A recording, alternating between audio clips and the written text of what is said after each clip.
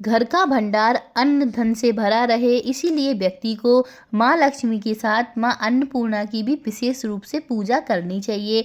मार्गशीर्ष महीने की पूर्णिमा के दिन अन्नपूर्णा जयंती मनाई जाती है। धार्मिक मान्यता है कि इसी दिन माँ अन्नपूर्णा धरती पर प्रकट हुई थी। इसी दिन विधि विधान के साथ माता अन्नपूर्णा की उपासना करने से घर में कभी भी अन्न की कमी नहीं होती है। हेलो दोस्तों, आज के वीडियो में हम बात करेंगे कि सन 2023 में अन्नपूर्णा जयंती कब मनाई जाएगी, इसका क्या महत्व होता है और माता अन्नपूर्णा की पूजा हम किस प्रकार से कर सकते हैं और इससे संबंधित कथा उसके बारे में भी हम आपको इस वीडियो में बताएंगे। तो चलिए दोस्तों, वीडियो शुरू करते हैं। और अभी तक अगर आपने हमारे चैनल को सब्सक्राइब नहीं किया है तो प्लीज़ हमारे चैनल को सब्सक्राइब कर दें।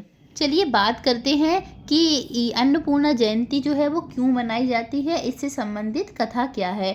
तो पौराणिक हिंदू ग्रंथों के अनुसार प्राचीन समय में किसी कारणवश धरती बंजर हो गई, जिस समय से धान्य अन्न उत्पन्न नहीं हो सका। भूमि पर खाने पीने का सामान खत्म होने लगा, जिसमें पृथ्वीवासियों की चिंता बढ़ गई। परेशान होकर वे लोग ब्रह्मा जी और श्री हरि विष्णु की शरण में गए और उनके पास पहुंचकर उनसे इस समस्या का हल निकलवाने की प्रार्थना की। इस पर ब्रह्मा जी और श्री हरि विष्णु जी ने पृथ्वीवासियों की चिंता को जाकर भगवान शिव को बताया।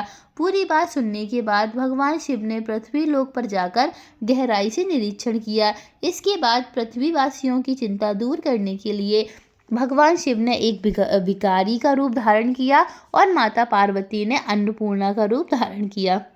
माता अन्नपूर्णा से भिक्षा मांगकर भगवान शिव ने धरती पर रहने वाले सभी लोगों से ये अन्न बांट दिया। इससे धरतीवासियों की अन्न की समस्या का अंत हो गया और तभी से मार्गशीर्ष पूर्णिमा के दिन अन्नपूर्णा जयंती मनाई जाने लगी। तो साल 2023 में अन्नपूर्णा जयंती मनाई जाएगी 26 दिसंबर 2023 को। अन्नपूर्णा जयंती मार्गशीर्ष पूर्णिमा के दिन मनाई जाती है। इस दिन माता पार्वती अन्नपूर्णा के रूप में प्रकट हुई थी। माता अन्नपूर्णा को अन्न की देवी माना जाता है। अन्नपूर्णा जयंती के दिन मुख्य रूप से अन्न की पूजा की जाती है। शास्त्रों के अनुसार इस दिन विधि विधान के साथ पूजा करने से घर हमेशा धन धान्य से परिपूर्ण रहता है और माँ अन्नपूर्णा देवी की कृपा दृष्टि बनी रहती है। हमारे शास्त्रों में गृहिणियों को अन्नपूर्णा का स्वरूप माना जाता है। इसीलिए अन्नपूर्णा जयंती के दिन सभी महिलाओं को अपने घर में गैस पर चावल और मिष्ठान का भोग लगाना चाहिए और साथ ही एक दीपक भी प्रज्वलित करना चाहिए।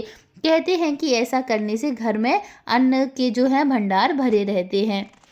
दोस्तों, अगर आप भी अन्नपूर्णा माता की पूजा कर रहे हैं तो आपको कुछ बातों का विशेष रूप से ध्यान रखना चाहिए। देखिए, माँ अन्नपूर्णा की जो पूजा होती है वो सुबह ब्रह्म मुहूर्त या फिर संध्या काल में ही करनी चाहिए। इस बात का विशेष रूप से ध्यान रखना है।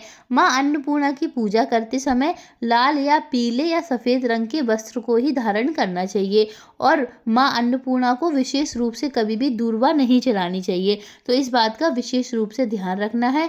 इसके अलावा माँ अन्नपूर्णा देवी के मंत्र का जाप करने के लिए कभी भी तुलसी की माला का प्रयोग ना करें। इस बात का भी आप लोगों को विशेष रूप से ध्यान रखना है। बात करें अगर माता के स्वरूप की, तो शास्त्रों में बताया गया है कि अन्नपूर्णा देवी का रंग जबा पुष्प की तरह है। अन्नपूर्णा माता के 3 नेत्र हैं और मस्तक पर अर्धचंद्र विराजमान है।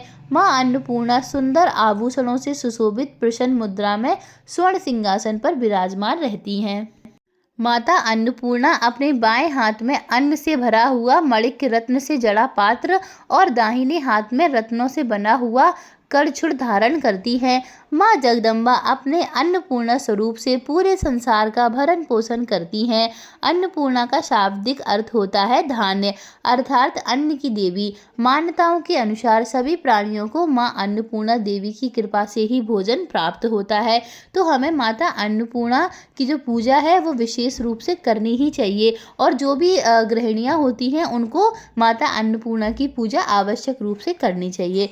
दोस्तों, अगर आप माता अन्नपूर्णा की पूजा से संबंधित, पूजा विधि से संबंधित वीडियो अगर देखना चाहते हैं तो उसका लिंक मैंने ऊपर डिस्क्रिप्शन में दे दिया है और साथ ही आई बटन में भी आपको उसका लिंक देखने को मिल जाएगा, तो आप वहां पर जाकर चेक कर सकते हैं। और अगर वीडियो अच्छा लगा हो तो प्लीज़ चैनल को सब्सक्राइब और वीडियो को लाइक ज़रूर कर दें। धन्यवाद।